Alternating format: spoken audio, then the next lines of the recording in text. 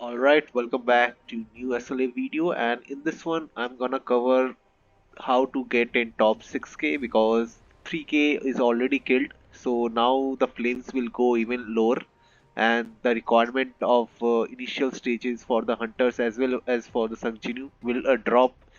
So if you guys are in 2.9 or 2.85 million range, this is your chance to get it done.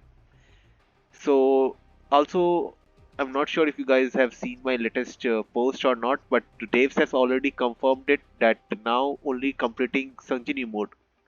If you read the last line, that is just completing the Sanjini mode will consider your clearing to the event. So you don't even have to do the hunters mode. So all you have to do is 3 total fights and you are eligible for top 6k now.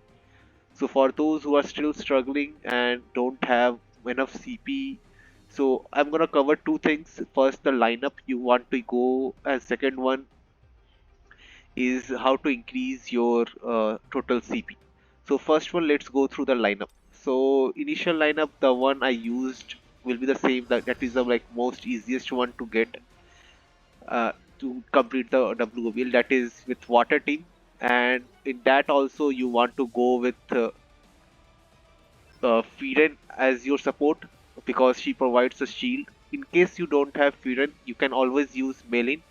It will be little difficult with Melin, but it is very much doable with her as well. Many have even done top 1k with Melin as a support hunter. But of course, you needed more CP with Melin. But now that requirement will drop, so you are pretty much able to do it with 2.9 or even 2.85, close to 2.85 and 2.9. And when you are starting the boss, try to do the first on the boss on the left one, which doesn't have a break bar. So once you finish that one, do a blessing stage if you are still struggling to clear the boss on the right. So you can farm the blessing stage. As for the blessings, you want to prioritize these three blessings. First one is monster damage taken increase. Second one is decrease in monster HP, attack and defense. And third one, you can either go for decrease the monster defense or this one, or you can go with if you are using water team, you can go with basic skill and core attack increase, or you can even go for the raw defense increase as well. So it's up to you. So initial team will be your water team. Second, you can use light team. Some of have already done with light the initial stages, but it is very difficult to do with the light if you don't have the new light unit support unit. So I will still prefer going with the light water team. If you are failing, then you can try with the light team. And as for Sanjinu, so far the best lineup is the same, going with bow, sorry, not bow, but sphere and fan. These two combo with dagger toss and the fire kick. But in case you are not don't have the sphere, you can always use a fan combo, or even you can use these two Himmel sword plus staff combo. But again, this light setup will need more CP compared to the one with the fire because you won't see any much big damages with the light setup.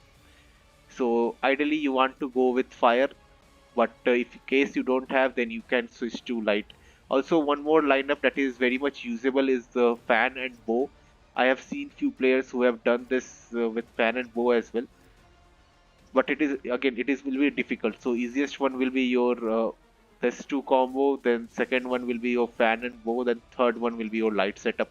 Also depends on your CP as well. So now let's talk about the difficulty. So now if you see currently it is still two flames, but that 3k is killed is mostly because it's Sunday and Dave's haven't updated it. So the first thing after the video is live, either by then it will be one flames with the new patch, or it will be done like after an hour or two after this video is gone live.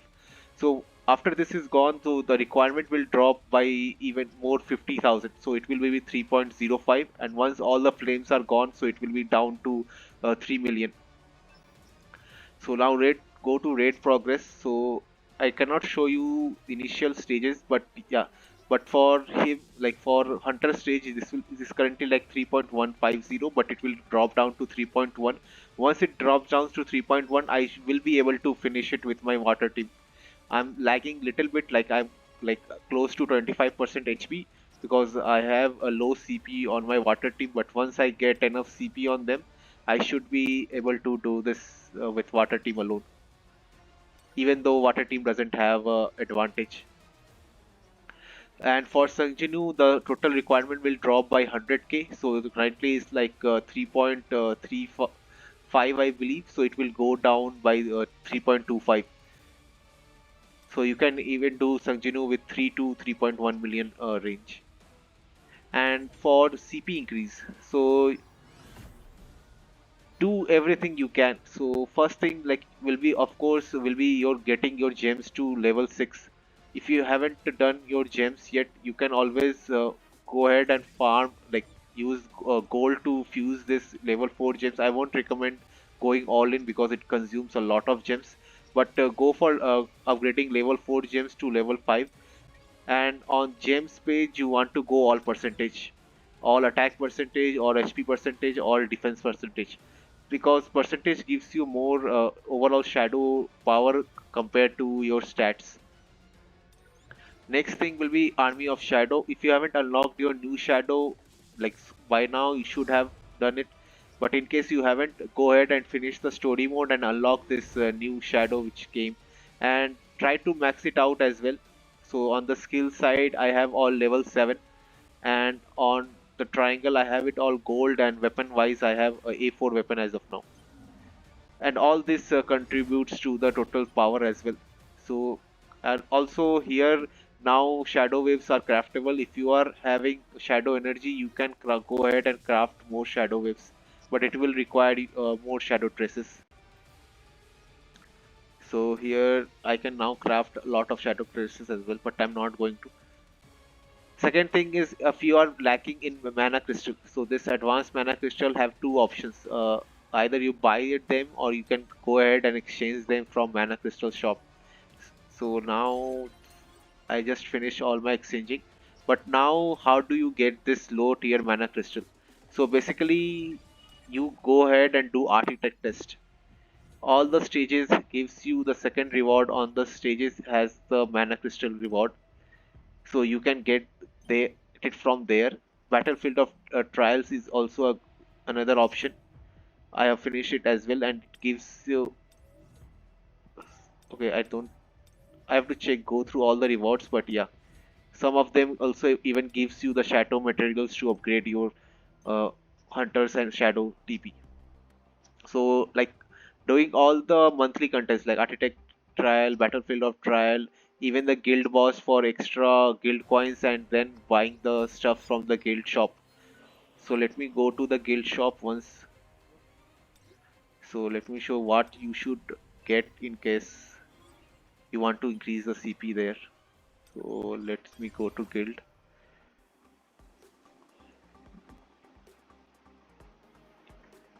Here, and tomorrow is the reset, so it will be reset by tomorrow.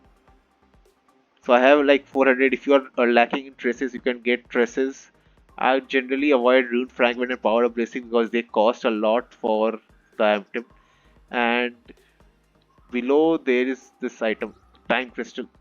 So once your armory is level 7, you want to get time crystal to upgrade it to level 8 and level 9. And let's talk about armory as well, because as a free to play or uh, as a easy to get items, so that armory you can only get it from the guild shop, that is 2 per week. And now I have few them at level 9, but now if I want to get any other to level 9, let me show you, it cost 3 of the this time crystal, which is like not that easy to get. And now the time mark of time is very easy to get. You get it from a lot of sources, and even the 3k clear reward will contain mark of time. So now all my gears are already level 8. So keep buying those time crystal from guild shop, so you can upgrade, keep upgrading this. And also if you don't have all the weapons to level 120, so try to get as many as you can. So if you see here, the difference between plus 8 and plus 9 is almost 2k CP. And if you go down, so this one plus 8 and plus 8, but both have a almost 3k CP difference. That is mostly because this one 17k 500 CP is level 120 weapon, but this 14.7 is only level 100 weapon. So getting more level 120 weapon will definitely boost your TP by 3k, and there is a lot of slots, so that will increase your overall power as well. And let me go ahead and cover one more thing, that is hunters. So if I go to hunters, so initially, if when you are forming team, that is as a breaker and as a support unit, they don't really requires any stats. So you can, and also you want to go with complete 8-piece grid instead of desired set, because grid gives you crit rate and crit damage are more beneficial against the bosses with higher level. And so you want to go for all CP purposes. So you don't want to see what, like, she's HP scaling, so you might just go ahead and give her the best HP scaling artifacts, but her stat doesn't matter. Just go for the ones which you are getting the maximum CP. Even the attack artifact giving you more CP compared to the HP one, go and have the attack one on the hunters. So that only applies for breaker and the support unit. And for cores, you want to go for the MP consumption reduction cores. Where is it? Here, this one. Because each core gives you almost 3.7k difference. So let me show you. If I cube this,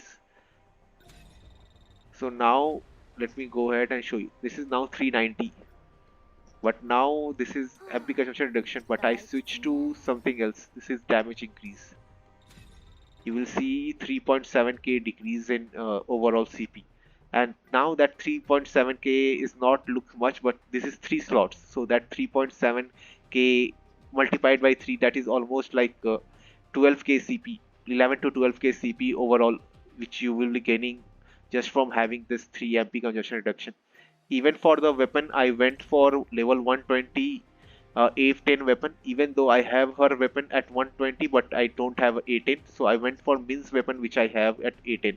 So even if I just switch to her particular weapon, you will see almost 13k CP drop. So even if you don't have any HP scaling weapons, I can always go for any attack or defense scaling. So let me show you. If I even if I equip the defense scaling weapon, I get significant like 4k more CP. But yeah, always like the hunter which skills of them, like this she skills of HP will always have a more uh, almost 10k increase in CP. So that's how you boost maximum CP on your hunters. As also for artifacts, you always want to go for additional stats. Don't go any HP percentage or defense percentage, anything. Always main stat will be your additional. And same applies for support unit. You want to use 8-piece blessing, but you want to use the ones which gives you the maximum CP. And same for this support, that is course, you want to go all MP consumption reduction. Then comes your DPS. For DPS, you have to sacrifice CP for the best stat. And for stat wise, you want to go Obsidian with 4 plus in Fevi, even though she will lack little bit CP compared to your other two teammates, but she is the main damage dealer, so you want to go the best stat you can get her. And also, if you have this crit rate core with additional attack as a main stat, all just pick it. You also, this second substat also matter, like defense penetration, crit damage increase. Among those, you can pick it. Don't go for damage reduction or anything else. So you want to make sure she has the best stat, like highest defense with proper crit rate and proper crit damage with damage increase and defense penetration. So that will be all. So that applies for every team lineup. So boosting your CP on breaker and support unit, but going all good stats on the hunters. I mean DPS hunter. So that will be all, and good luck for your top 6k clear. Thank you.